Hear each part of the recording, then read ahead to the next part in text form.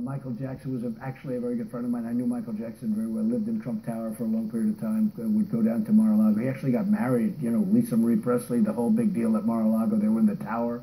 And I will tell you, he was up there 1 week with her, and he never came down. So I don't know what was going on, but they got along. You know, a lot of people say, oh, they didn't really. They were up there for a week. They never, ever came down. I said, where the hell is Michael? I've never seen Michael.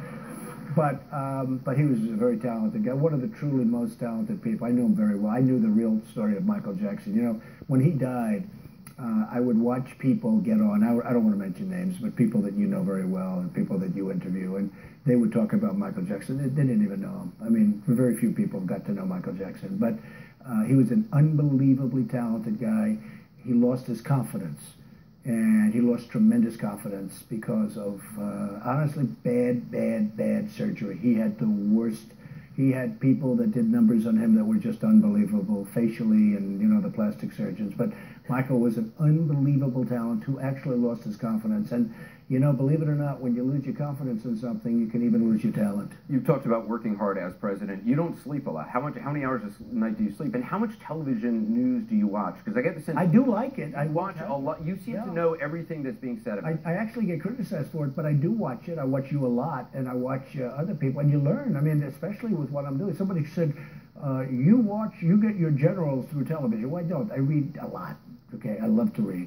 But, you know, when I see you interviewing a general or some security advisor or somebody, I mean, you learn a lot from that. And by the way, about 3 to 4 hours a night. That's all you need? It's all I need, luckily. I mean...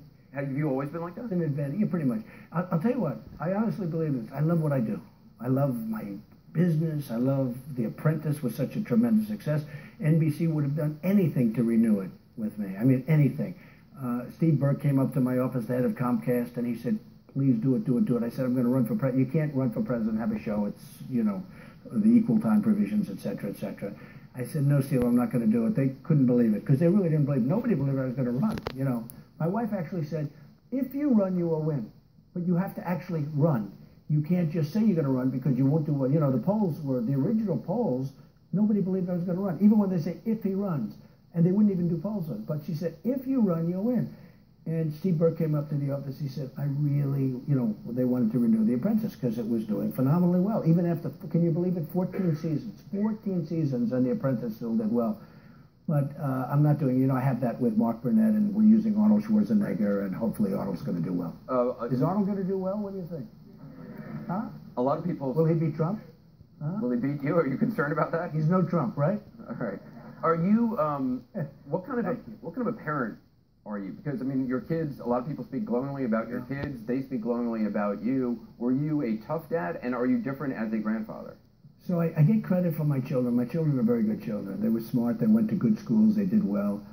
Ivanka, everybody knows, and then Don and Eric, and then I have 2 younger, Tiffany, who's a terrific young woman, and she's just graduated from Penn and did mostly A's.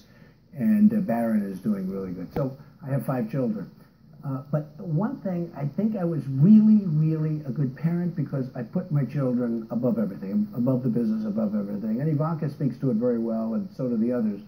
But when people come up and they say why, I would say from the time that, because I had so much experience with alcohol, because I have a brother who was a phenomenal guy, the best looking guy you've ever seen. But he started drinking. And I saw from a young age. He was quite a bit older than me. My brother Fred, he was a very talented flyer of planes. He was, I mean, great pilots would go to him to study. I mean, it was a real ability he had.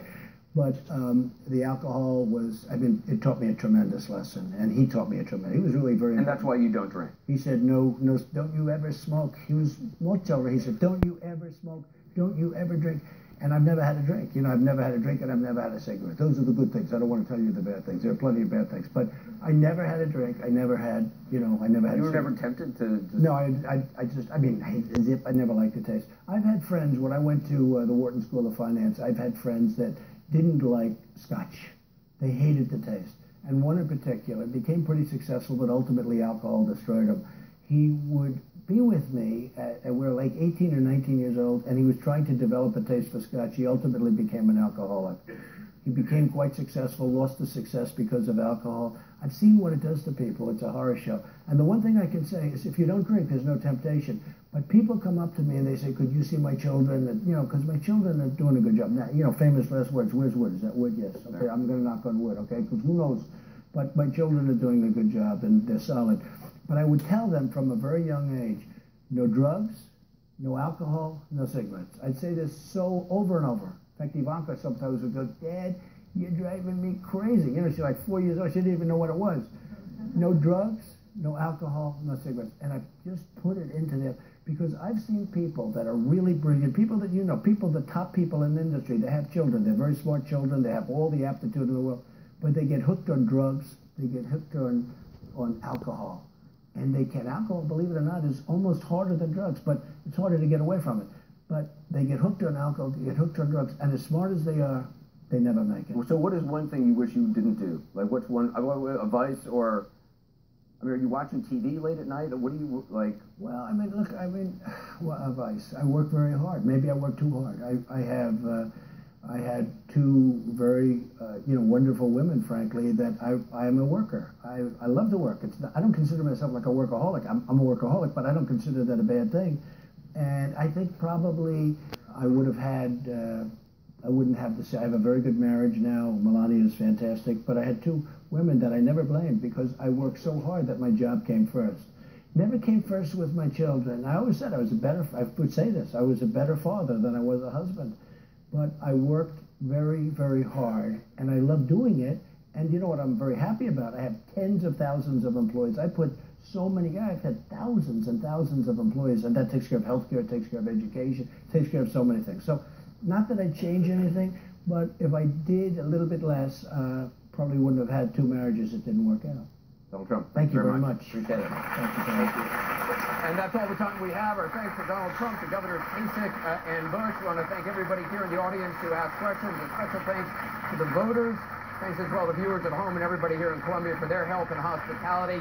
Next Tuesday, I hope you join us. New Day's Chris Cuomo is going to be moderating a South Carolina Democratic town hall. Our coverage continues. Don Lemon right after that.